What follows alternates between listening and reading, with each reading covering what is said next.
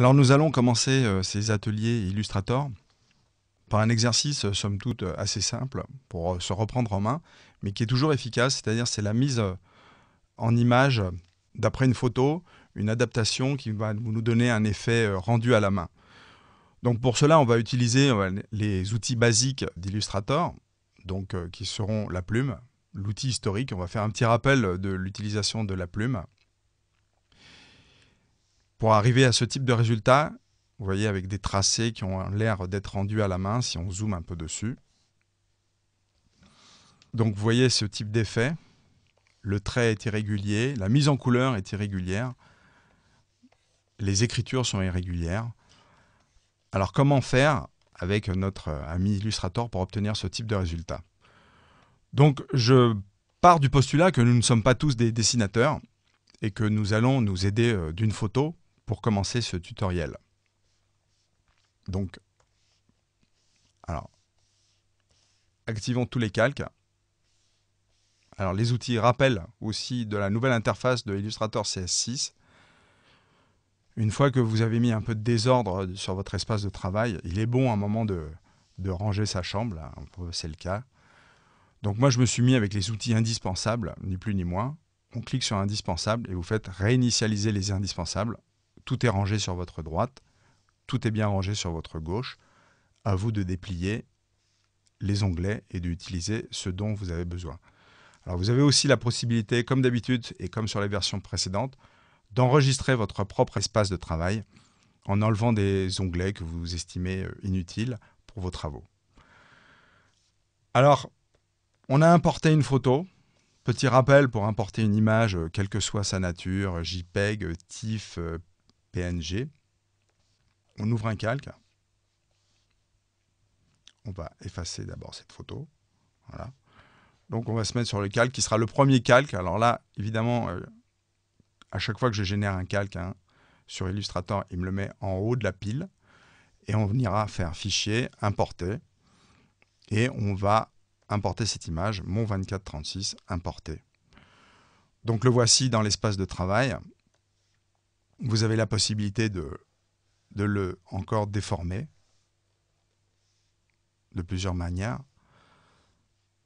Soit en revenant en arrière, donc CTRL-Z pour revenir dans les étapes arrière, soit de rester dans les proportions, d'appuyer sur la touche Alt et Shift, Alt, et d'agrandir mon image de fraction proportionnelle. Donc on l'adapte à l'espace de travail, ou alors on peut adapter l'espace de travail à notre photo. On trouve qu'elle est à la bonne taille quand on l'a importée. Il suffit de cliquer pour ça sur le petit outil espace de travail, majuscule O pour l'activer. Et on le prend et on colle l'espace de travail à la photo. Donc vous avez les outils de magnétisme à chaque fois qui nous facilitent la tâche, qui nous permettent de tomber pile poil sur le cadre de notre photo. Donc nous voilà avec notre bel espace de travail et la photo bien centrée. Alors on revient en arrière avec l'espace de travail originel.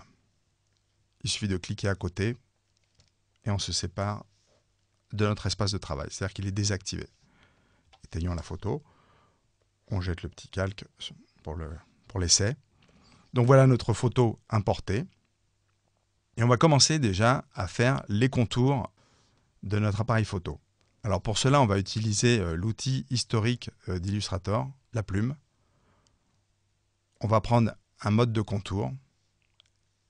On s'approche, ne pas hésiter à s'approcher, à zoomer. On prend la plume.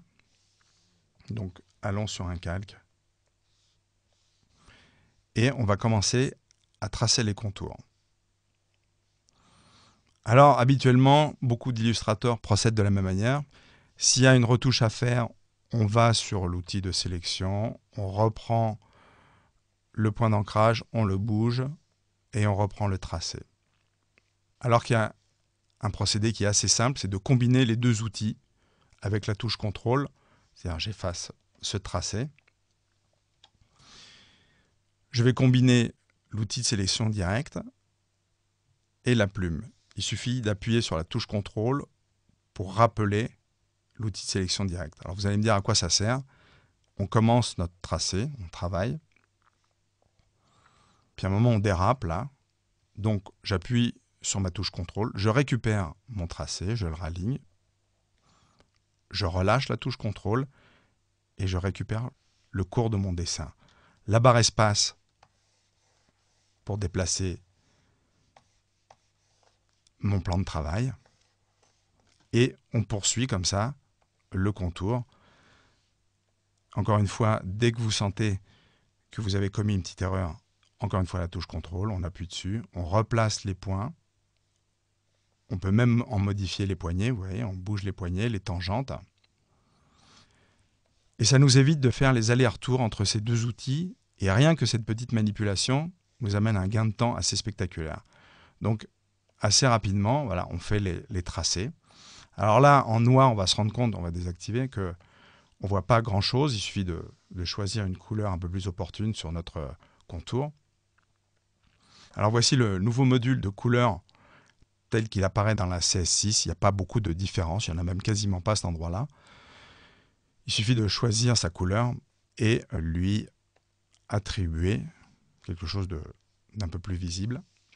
Et là, on va se rendre compte d'une chose. Si par inadvertance, on appuie sur un dégradé, on voit qu'on attribue un dégradé. Et on se dit, ah, ça c'est une nouveauté, alors que d'habitude, on ne peut pas attribuer de dégradé sur un contour. Ça fera l'objet d'un exercice, d'un atelier un peu plus complet. Mais revenons donc à nos contours. Alors, la combinaison des deux outils, la plume, la flèche de sélection directe, nous permet déjà de gagner un temps, d'avoir les deux outils en même temps et de tracer, on va dire, d'un seul jet, quasiment tous les contours.